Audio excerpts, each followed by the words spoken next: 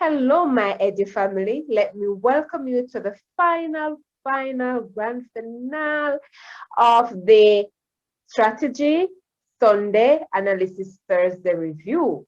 And of course, we're here with the lovely, bubbly, fun-loving educator, hardcore, Mrs. Yolande Fagan. And she'll be taking us through the analysis of what we did on Sunday for Strategy Sunday, where we looked primarily at assessment for special needs students. And yes, we had a joyful, jolly time in the month of June where we focused on special needs students, especially within the Jamaican context. And so we're here to delve into this analysis tonight and to give you an overall in-depth view of what really was presented and how it is that you can contextualize it to meet the needs of your learners and also the needs within your school community. Welcome, Mrs. Fagan. And I trust that you have been having an awesome time with us for the month of June. And I know that it will be ta-ta tonight, but we will meet up again. So welcome to the platform once more. Hello, Edu family, and once again, Mrs. Boswell-Lewis, thank you for that heartfelt welcome, and I'm glad to be here with you tonight. So let's jump right in. Okay. So we will be looking at... I know assessment is your forte, something that you really love. And so I'm just waiting with open arms and just holding my breath to hear what you're going to be delivering to us tonight as you look at your analysis. Okay, so Mrs. Cadabra presentation that you voiced over, as always, excellent presentation.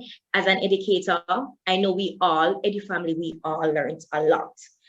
So you had looked at assessment for special needs students in our classroom. So I'm gonna contextualize it a bit tonight so that we can see how feasible it actually is in the Jamaican classroom.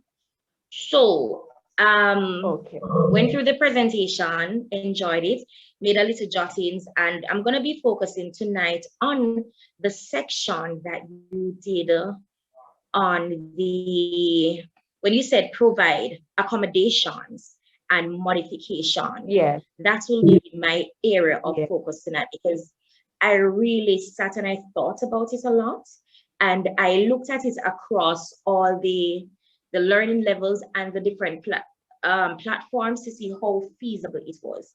So I made notation of your conferencing, observation, questioning, self-reflection, that section there where you had one-on-one interaction with the student. So I'm just going to look at it. I'm gonna broad it out a bit. So I thought about it, how feasible or how applicable it is in the Jamaican classroom, because I know that our Edu family, we know that our classroom is packed. They're packed, especially public schooling. Private institutions, they may offer a bit of leeway, spacing, teacher-student ratio. However, in the public forum, we tend to have a lot of students. So when you spoke about one-on-one assessment, I thought about it and I was saying that, it may be applicable at the early childhood level because, you would have the different areas to keep the children occupied. When I say different areas, in the early childhood class, you have your science corner, your manipulatives, your math corner, your reading corner, your playtime, play area like your water play. Yeah. I remember when we had an exchange program with Canada, we had tried to, I was in zone 8 at the time, the Marvelly cluster. We had modeled our early childhood institutions based and replicated of what they had in Canada. So we had water play, math play, sand area. We bought a lot of things for the classroom. So when you mentioned one-on-one assessment, it got me to thinking really and truly how applicable it is in our Jamaican classroom, because spacing is what's the word I'm looking for? It is a big issue. We don't have the space to accommodate the students or to set up the corners that we, need to keep them occupied. We're looking at teacher-student ratio. Other than privately owned institutions where they can pay classroom assistants. You have the one teacher that has to cater to all these students. I remember, we're talking about inclusive education, children with special needs. When it is that if we're in a normal classroom, when it is that we can sit with another child, monitor the child, while the other class pay attention to the assessment that they're doing, inclusive education really takes a lot, right? So I said, okay, the conference questioning, self-reflection, it can work at the early childhood level. Fine, let us now progress. And then, as I said, I'm focusing on the accommodations and modifications at the early childhood level. Yes, hold on, sorry. At the early childhood level, you can allow extra time, right? You can remove time restrictions because they have an integrated curriculum. They have an all-in-one curriculum. So there's circle time, singing, dancing, the little road, Jack and Jill went up the hill. It runs straight back to lunch, to the ending of school, where you do the integrated math, integrated science. So you can allow for time modification, diverse assessment at the early childhood level. You can all remember at that level, other than the 5-6-year-olds where they start actually reading, you can allow for diverse assessment, meaning you can read to them, provide oral instruction, reduce the number of assessment, because their assessment, Mrs. Boswell-Lewis, if I still can recall, you give them coloring, color the circle red, draw 2 apples under the tree, bigger, smaller, those little basic antonyms. So I can see all of this working at the early childhood level. Let us now jump up the primary level. But may I ask a question? Go ahead. What about in a system, say for example, in a system where there are high schools where, you have some private schools here in Jamaica where the class size is no more than 15 or 20. How would you see a one-on-one working? Or could it be that even though it may not be feasible in high school settings where you have like 30, 40 students, could it be done on a consultation basis? So maybe this is something that may take the teacher out of her regular class time to maybe sit with the students, or if she's doing, because the proposal was either one-on-one or group. So where she sits with students of similar characteristics or similar specific learning disabilities, and she's going through the assessment with them. How do you see that working out? Do you see that as being feasible? Once again, it might work. I don't want to, I'm trying to contain it in such a way where the Edu family doesn't get the wrong perception of how I'm spinning it. All right, in such a case, Mrs. Boswell-Lewis, a private institution where you have, as you said, 20 students, it can work. But then once again, it comes down to timing. Because remember, it comes to time, it comes to space, it comes down to resources, it comes down to the curriculum itself. Edu family, we know that our curriculum is a standard curriculum right across the board, unless your institution or you as the educator tweak it to suit the special needs of your learners. We follow just one basic curriculum. So in a class of 20, yes, Mrs. Boswell-Lewis, it can work. It may, let me use the word, it may work. I don't want to be steadfast and say it can. It may work, depending on the facilitator, understood. the educator, because as educators, we always tend to focus on, let us improve student skill sets. We want to bring out the best in students, but we should also focus on the talents and the skill sets and the sorry, the word slipped me. Time management of the educator themselves. The educator in such a setting needs to ensure that he or she is able to complete the designated task in the designated hour. What happens? It's say in a case you give math, you give a mathematics assessment, and as you said, you allow for extra time. You time restrictions. What happened, Mrs. Boswell-Lewis? Math class finishes from 11 o'clock. However, at the end of the day, 2:30 to 3 o'clock, the child is still working on the math assessment. What do you do in a case like this? Okay, clear, understood. Yeah, I know that they're special learners and we are making provisions for them. But when you reduce another content area to facilitate another, it is going to pose a problem, right? So for the day the child only did math, what about the language arts? What about the science? You are going to have your special needs learner falling behind, and that in itself is going to pose a problem. But the significant thing about it is, as you said in your presentation, grouping, collaboration, which is why I always encourage educators, do not just group students because for grouping's sake, group them accordingly. Every group must have a strong learner, and I use the word must have a strong learner that meshes, that brings the group together. They are the link that holds everyone steadfast. You must have an intermediate learner that can, and intermediate and a remedial learner who can work together to bring the slower ones to where they should be. And at the same time, you don't want to hold your advanced learners back. Remember, it is an inclusive classroom. And at the end of the day, we cannot stagnate our children's learning needs. Yeah. So, okay, understood. All right. So we're going to move on to the primary level. Yes, the primary level. So the primary level would also be similar to what you just explained. You know, you have your private schools.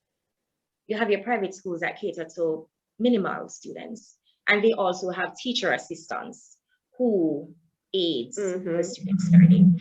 But then we get to our regular primary school or government funded school, and this is where majority of the issue comes in. We know that funding at the primary level, it is a touchy and sticky topic where resources are limited. So for us to constantly providing alternative assessment for the learners, it is going to take time, it's going to take resources, it is going to take money. And we know EduFamily that is something that the education sector is a bit short on. The good thing about it is that because you're not looking at always printing material, like printing excessive amounts of examination script. However, that is just one area of resource. What about when you need to buy, you're going to look at PowerPoint presentations, visual learners, audio learners. What happens when your school lacks these facilities? What happens when you don't have the technology that is needed? And I won't even go as far as PowerPoint. What about a simple speaker, you know, the little boom boxes? Because you're showing them a little video, or you want them to listen to an audio. You don't have the speaker to put the information across to them. So these are some of the simple challenges that we face in the Jamaican setting. And EduFamily, it is really challenging because we want to cater to the diverse needs of the learners. We want to give them multifaceted assessments. We want to analyze their learning via different mediums, but we just can't. I know a lot of primary schools, a lot of primary schools, they seek their own private funding so that they can get the resources that they need to cater to their special learners. You know, sometimes you see like their little block drives, their little funding initiatives, and they want to build a learning center. Yeah, and they plug into the digital foundation too. That really helps with yes, literacy program. And the Literacy program. the the digital foundation is one, and Chase Fund, you know about Chase Fund, but they Yes, cater to Chase mostly Fund. the early childhood level, like sporting. Yeah, man, there are different funding out there that they can get. And USAID, I know that is one. Yes. There are quite a few. I can send you a list, so you know we can publish it on the site. So that would be the downfall to the assessment at this level.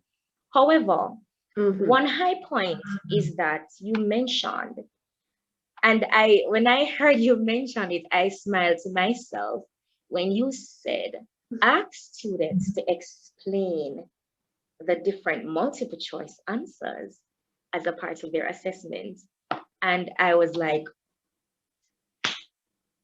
as an educator, I don't do well at multiple choice. I mean, I think maybe it's because I'm an educator why I don't do well at multiple choice.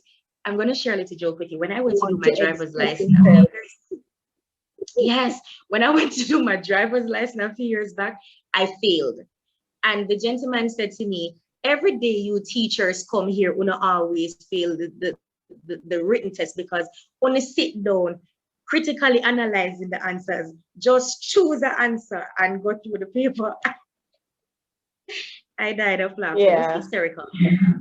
But, you know, it may be different for students because you really want to boost their critical thinking skill. And I like the fact that you mentioned analyzing the different answers because you get them thinking either or either. Why not this one as opposed to this response? And by allowing them, yes, and by allowing them to question the answers placed before them, you also bring out other content material. For example, facts and opinions. You could bring out, critical thinking is a must. You bring out facts and opinions. You can bring out the math aspect of it, you know. I wouldn't know the math aspect, but I know there's something in math. There's a word, I'll get the word for you. Okay. Would it be greater than, less than? Why this answer sounds more correct? Would it be that? I think that is it. Something there, greater than, probability. Probably, yes, that's the word. Thank you. Probability. That's the word I'm looking for. So you would bring out the probability. Okay. So these then at the primary level, and then Mrs. Boswell-Lewis, I started thinking again. If we're looking at it in the classroom, how do we foster documentation? And let me explain documentation. We know that at the early childhood and primary level, we always get students to bring a cartridge paper where they have their little portfolios, right? But as the institution though, what about our documentation? Remember, we're giving them diverse assessment. So it would not necessarily be a formal test, a standard test. I'm thinking, would the information be duplicated? Meaning they have a sample that they take home and then the other sample remains at the school. I know that some institutions, what they do, they have an assessment book that they give the child the assessment in, while they tend to have the amendment written section for the child, for the institution to keep, right? So that was one of the concerns I had also about diverse assessment in our inclusive classrooms. Also, we had said that we are going to, you know, we're trying to bring out their individuality. We're focusing on their skills. We're focusing on their strengths and their weaknesses. So targeting their individuality is a must. But as I said, it all boils down to how the educator manages the classroom, time management, resources, funding, spacing, and, you know, self-monitoring, because we want also to teach our students how to self-monitor, meaning how they, and you mentioned it, reflect on their learning as they go along. So that is how I looked at it from the primary level. So we are now at the higher school level. So Eddie family, we know time is of the essence. We have some schools are scheduled 2 sessions, which is half an hour per session or 40 minutes per session. And we try to get maybe 4 to 5 subjects in a day, somewhere 3 to 5 subjects in a day. So if we look at it, say, we're going to give them diverse assessments and we're going to remove time, we're going to allow them to complete the task in another session, then we go right back to the first issue that we had. Students are only going to complete 1 subject area or 2 subject areas for the day while eliminating the others, which should not be such a hard task, because if it is that we build that school family relationship, the child can take home the assessment. But we also want to ensure that the home environment is so stable that the family helps to push the child or encourages the child and helps the child with their learning. So if we look at when we provide accommodations and modifications at the high school level, when we say allow students to take a break, it can work if it is a small classroom setting. The institution that I teach, that we both teach at, I'm seeing myself in the classroom now, and I'm looking at how do I get the student to take a break. You know, administrators, they don't necessarily like when you leave the children unattended for more than 5 to 10 minutes, even though we give them a special pass so that they can have a bit of fresh air. But how many breaks are they allowed? Because I've taught special learners, and believe me, they demand a lot of attention. They demand a lot of quote unquote break time, and you have to make allowances for these. But we have to ensure, Edu family, that when we try to accommodate them, we not saying that we should put a limit on them, but we try to let them understand that, hey, despite the situation, despite the circumstances, you are here to learn. So you can't always have outside playtime. You can't always have play in the corner time, or you can't always have a bit of free time shuffling about the class. You have to get work done. All right, another aspect of how do we provide accommodations for the students. You mentioned here that you allow students to dictate or scribble answers. Currently in my class, I have a child who I give her oral assessments and I write the responses for her. I'm still working on building up her fine motor skills so she can one day write on her own. However, currently, as I said, I do little jottings for her, write in her book, then I sign, I tick it, attach my signature, date and time, so that, you know, the parent can know that I wrote this information for her. But what happens then, Mrs. Boswell-Lewis, if I have a class of special needs students, say maybe 4, how then would I spread myself to get all this writing done for all these students? I can't necessarily ask another student to assist me, because then I'll be jeopardizing their ability to learn. The school may not be able to make provisions for a teaching assistant who is able to assist me. So, you know, these are some of the issues that we face, and they are real. They're the issues that we face in our Jamaican classroom while trying to make provisions for special learners or adapting for special learners.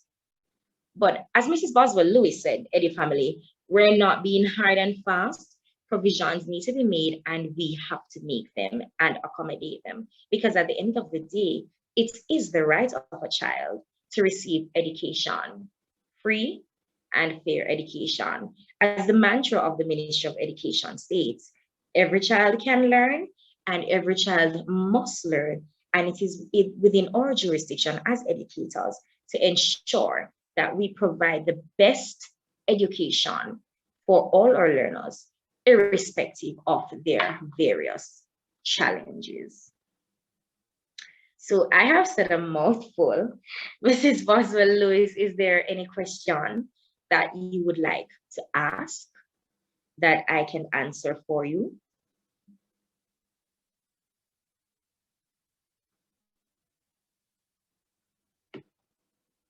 Oh, there's something I forgot to mention before you ask the question, Mrs. Boswell-Lewis. I mentioned self-monitoring, and you mentioned self-reflection as well. When I do self-reflection in my classroom, I allow students to have a journal. We do journal writing. I take one session from our language session or from our literature session, and we do journal writing. And what I try to do to encourage learners is we exchange journals. I remember some teachers, they thought it was funny when I did it, and I said, you have to model the writing for students. We don't always have to model the target language by oral representation. We model the language by paying attention to the components of grammar.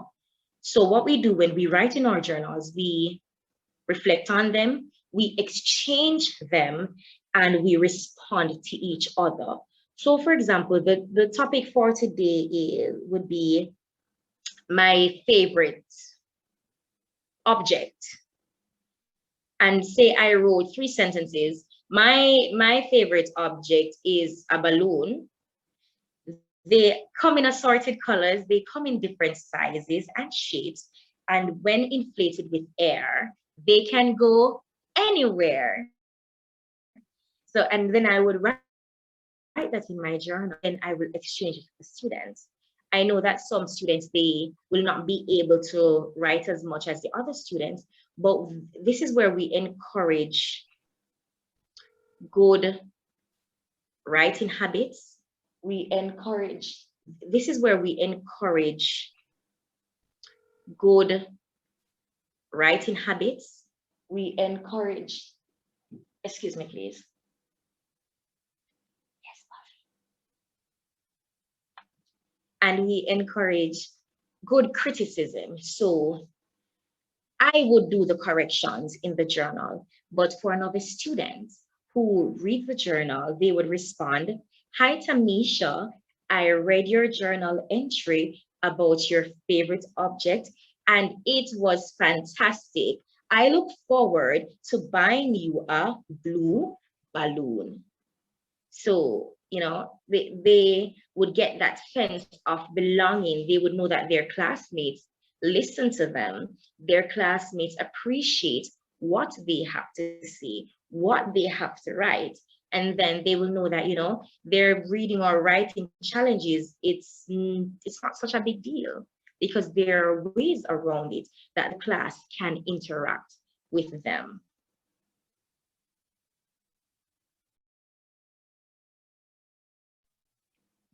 So that would, those were some of the things that I noted for Strategic Sunday. So, Eddie family, as we continue to empower our learners in our diversified classrooms, we need to be cognizant of the fact that yes, they do require special attention, they have special needs. So it is up to us as the educators to create that environment so that we can support the holistic development of our learners. Eddie family, as we move forward past COVID-19, past remote learning, and back to face-to-face and online, past online learning and back to face-to-face learning, I hope that all that we have learned from Strategic Sundays and Analysis Thursdays, we can employ them within our classroom settings. And it is a desire of mine. I think desire was the wrong word. It is, you know, of mine that administrators, school administrators, principals, education officers, the Ministry of Education focus on the Jamaican classroom, the Jamaican inclusive classroom, and the learners that we cater to as educators. More funding is needed, more resources need to be provided, teachers need to be trained. And I've been saying this for quite some time. Every teacher, I think they need to revamp the curriculum of teacher training institution so that it is a must, it is a requirement that at least one core module focuses on special education. So all teachers would have that background knowledge of the type of differentiated learners in the classroom so they can make accommodations for them. Because Eddie family, we know, we hear it. It is a cry of educators, but I don't know how to deal with this. I don't know how to teach a child like this. I never that me go college, go learn. So the onus is on the training institutions to ensure that as educators, putting us out in the classroom, we have the content knowledge, we have the skill set to deal with the special learners in our class and try to help to rectify some of the issues that they face so they can have a smooth transitional learning progress, smooth transitional learning process, sorry, as the other students in our class. So Edu family, I thank you once again for inviting me to your jolly, joyful June Analysis Thursday so I can share my views and opinions on Strategic Sunday. Mrs. Boswell-Lewis, as always, thank you once again for extending the invitation. I appreciate it. Thank you. Thank you, Eddie family. See you soon. Educators, the joyful, jolly month of June was indeed awesome, with Mrs. Fifagan as the analyzer for the month of June. And as she looked today at the analysis of what we did on Strategy Sunday, where we looked at how can we assess special needs children, and she zoomed in on the alternative ways in which we can do that to modify, to accommodate our students in the classroom. Remember, for most of us, we are dealing with inclusive education because of the denial of parents or the inability of, individuals to access the special needs based classroom, which deals just with special needs. So educators, I do trust that you'd have learned a lot during this month on assessment, on special needs children, just the entire topics that were looked at, so that when you go back to the classroom in September, you know exactly how you can pull and fix to meet the needs of those special learners within your classroom. Educators, I want to thank also Miss Tanisha Thompson, Miss Jodian Evans, Miss Rochelle Harris, of course, Yolande Fifagan, for just being there, and Mrs. Kadabra Bernard Brown for coming and gracing our platform and providing you with quality information for the month. As we progress to July, we'll be looking at the social emotional learning aspect of it. How important is it? How does it fit into our Jamaican system, and in general in the global system of education? Thank you so much, educators, for supporting, for liking, for sharing, for subscribing, for commenting, for spreading the good news about strategic educational consultancy services, where our only mission is to empower you so that you can empower the students around you. Thank you so much, and we'll see you on Sunday. Have a great weekend, everyone.